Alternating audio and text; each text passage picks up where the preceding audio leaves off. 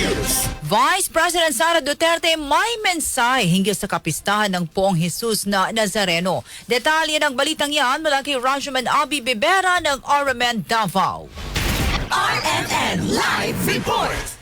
Nagpaalala si Vice President Sara Duterte sa lahat ng deboto na higit na pagtibayin ang pananampalataya sa Diyos sa pagdiriwang ng kapistahan ng Nazareno. Sa isang opisyal na pahayag na ibinahagi sa kanyang Facebook page, sinabi ng Vice Presidente na ang debosyon sa Nazareno ay paalala ng walang kapantay na pag-ibig, sakripisyo at pagpapakumbaba ni Jesucristo para sa sangkatauhan. Dagdag pa niya, ang debosyong ito ay patuloy na nagpapatibay sa pananampalataya ng mga deboto sa kabila ng mga hirap at pagsubok na kanilang hinaharap. Binigyang diin din ni Duterte na ang pista ng Nazareno ay hindi lamang pagdiriwang ng isang nakaugaliang tradisyon, kundi isang panawagan para sa mas malalim na pagninilay sa ating mga pagkukulang, taos-pusong paghingi ng tawad at pasasalamat sa lahat ng biyayang ating tinatanggap. Sa pagtatapos ng kanyang mensahe, umaasa ang Vice Presidente na magsilbing inspirasyon ng Nazareno upang patuloy nating isabuhay ang mga aral ng pag-ibig, pananampalataya at lubos na pagtitiwala sa plano ng Diyos. Kasama mo sa DXDC RMN Davao, Rajuman Abi Bibera, Tatak RMN.